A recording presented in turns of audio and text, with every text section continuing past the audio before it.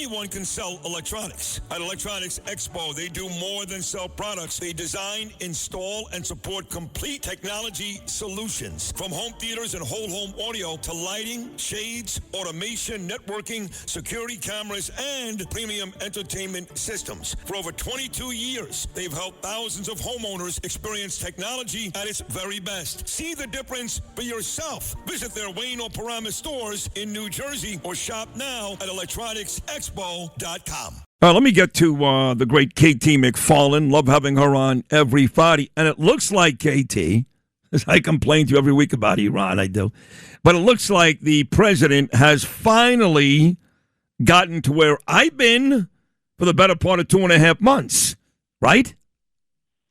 Yeah, but I want to get into that in a second. But I also want to just associate myself with all the remarks about the Italian Americans, because you may not know this, because my married name is McFarland, but my maiden name is Troya, and I am, on my dad's side, came genetically 60% Sicilian. Wow. My 2 Sicilian grandparents came over in before World War I. I didn't know that. So you're not just Italian. You're a badass. You're Sicilian. Yeah, no, exactly. no wonder Trump had you in those war strategy rooms. No wonder we're winning all these wars. Right. But to get to No, but before you get to Iran, then tell me, because you just admitted you're 60% Italian, but you didn't run over the mayor like the rest of us have been doing. You want to run him over? Oh, I think it's not worth it. He won't be around for long. You think he's going to win again? I think he's. None of it's going to work. Okay, the flirtation with communism happened exactly in the same way during the Great Depression. And what was the cure of the Great Depression? Economic recovery. By the time you have economic recovery after World War II, after World War II, we hated communists at that point. So I'm not that concerned. I think it's a reaction of people who rightfully don't feel that they can afford the American dream. And whether it was the Tea Party originally that said we can't afford the American dream because of taxes, the economy, or now it's young people, largely young people, who are flirting with socialism and communism, it's because they can't afford the American dream. Once you can afford the American dream again, nobody wants socialism stuff. Just look at Cuba. I'm not as concerned with it as other people. I think it's going to be rocky for the next 3 or 4 years. But as the Trump economy kicks in, we're looking at a period that's going to be like a generation of peace and prosperity, a real prosperity. I hope you're right, because I'm very concerned. Now, you're smarter than I am, I admit that, but I'm very, very concerned. It's happening in just about every state, and this guy, Mamdani, is a force. He's a force. And what bothers me is you got all these people in the media, okay? In the media. Italians, Irish, Greeks, Jews, Germans. He took them all out yesterday. All these communities, all those people I just mentioned, he left them off his immigrant enclave map. And yet you'll still see these people. Katie Honan, Irish, lives in the Rockaways. Can't say enough nice things about him. Even people like Marsha Kramer on CBS and others that dance around the issues with this guy. When is the media going to get as pissed as I am? Oh, I think it'll come around. Just look at peak woke. We're way past peak woke now. And remember, a year ago, 2 years ago, 3 years ago, oh my gosh, it was all about DEI and woke. And now people and companies can't run in the other direction fast enough. I think it'll happen with communism and socialism and the Mandamis and the AOCs of the world as the economy improves, and it will improve. Okay. All of the objective factors, we're just going to take off like a rocket ship. Oh, God. Okay. That sounds good to me. And like I said, he's where I am now. He's been hurting him pretty hard. Hitting him, I should say, pretty hard the last couple of days. And, people call me all the time and they go, please tell me your friend. I hope he's still my friend. He stopped returning my texts about 2 months ago. I hope he's not mad at me and Mark Levin. But at any rate, I still consider him a dear, dear friend, and I still love him. I just disagree about Turkey. I disagree about Iran. I disagree the way he treats Mamdani. But I still love him. But I have a lot of friends who do text me every day. They go, please tell me, Sid, there's not going to be more ceasefires and extensions. I say, I don't know. That's up to Trump. But my gut is those are probably over. What do you think?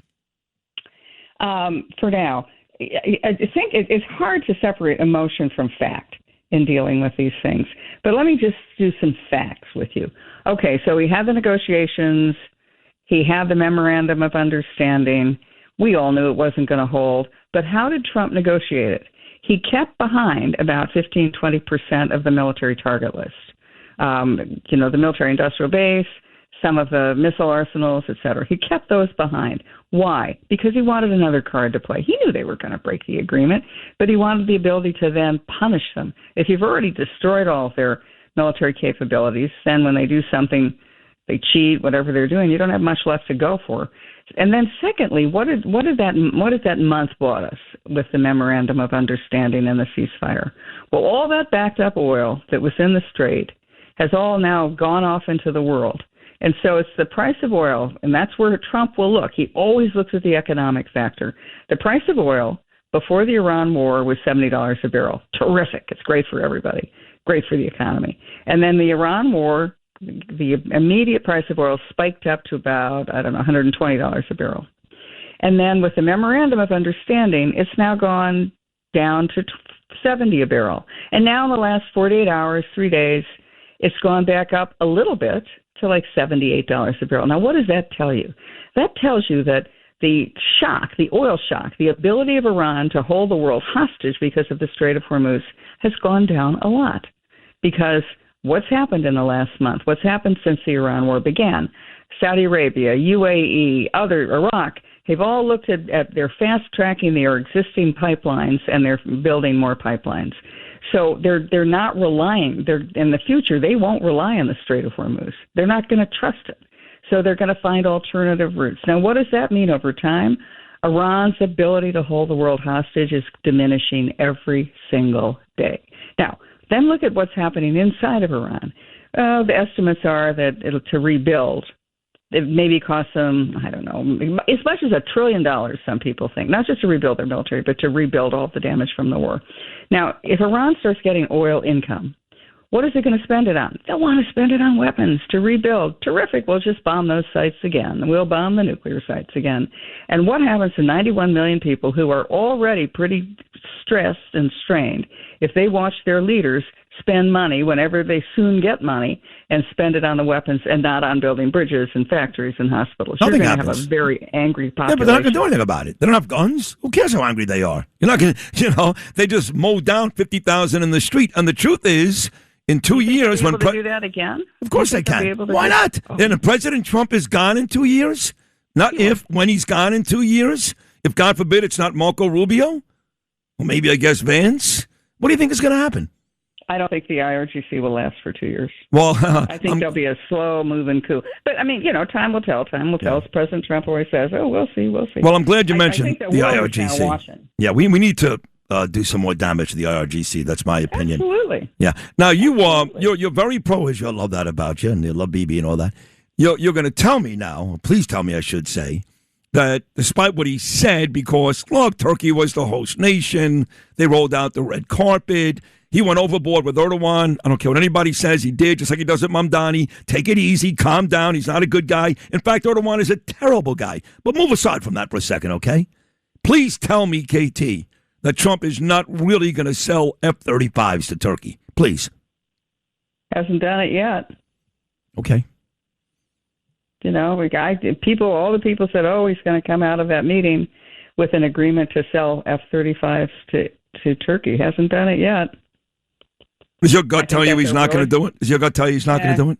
If he does it, it'll be later, and it'll be with such preconditions that it won't be what you're talking about is, would it be a military threat to Israel? Yeah. I can't imagine President Trump ever putting Israel in a position where there's a military threat against a new military threat against Israel. His whole career of his presidency has been protecting Israel to start knocking off the many threats to Israel. I don't think Donald Trump changes his mind.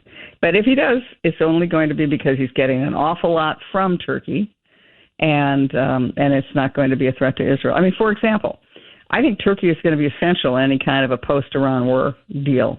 I think if Turkey joins the Abraham Accords, how would you feel about that? Turkey makes peace with Israel. Then it would be a very different dynamic. Turkey is...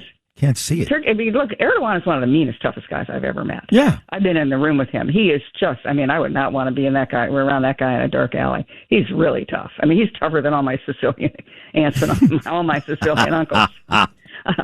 But I don't think Trump is ever going to do anything to endanger the security of Israel. And if somehow Trump gets Turkey and all these other countries to join the Abraham Accords, that's the best long-term prescription for peace and prosperity for the nation of Israel. And if you love Trump, and most of my listeners do, it's a very pro-Trump audience, then you got to be thanking Israel today, because 2 different assassination plots to kill the president. Who got the intelligence? Not us. No. Once again, Israel were the ones who warned President Trump and America with the plan to kill him twice. So when people ask, I said this earlier to Brian Kilmeade, when people ask, what is this fascination with Israel? It's costing taxpayers money. They're committing genocide. Morons, okay, morons. They ask, what does Israel do? I don't know. Ask President Trump. They just saved his life, maybe. And his family. Yeah. You know, those threats are not just to Trump. They're to the family and to the other senior leaders. Look, Israel's intelligence, Mossad, nobody can really figure out how or why. I mean, maybe it does. Maybe it's true that the Jewish people are the chosen people, but they are the smartest, best intelligence service in the world. There was a time when President Trump in his first term wanted to take out the Syrian airfields where Assad was using chemical weapons against his own people.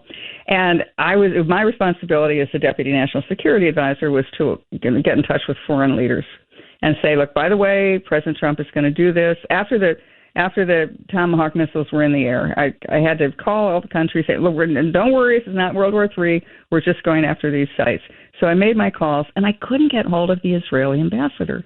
I said, oh, no, we haven't let Israel know. And then I later saw the ambassador about a week later. I said, I feel just terrible. We couldn't get to you and forewarn you. And he looked at me with a smile, and he said, we knew. We saw the missiles go up. We knew exactly what you were doing. We didn't need the call. And I thought, right, once again, proving Israel Mossad is the best intelligence service. They are. Not even close. And you're the best too, KT. So another excellent appearance here on a Friday morning. Love having you on. Have yourself a beautiful weekend. God bless Sicily, and God bless you. We love you. Thanks. Thank you. Take care. KT McFarland right there with us each and every Friday. How lucky are we to have that wonderful lady? Thanks for listening to Sid and Friends in the Morning. You can hear Sid and Friends in the Morning weekday mornings at 6. If you like the podcast, share it with your friends and listen anytime at WABCRadio.com and download the WABC Radio app. Hit that subscribe button on all major podcast platforms. Plus, follow WABC on social on Instagram, TikTok, Facebook, and X. See you next time for a new episode so you never have to wonder. What the heck is going on here?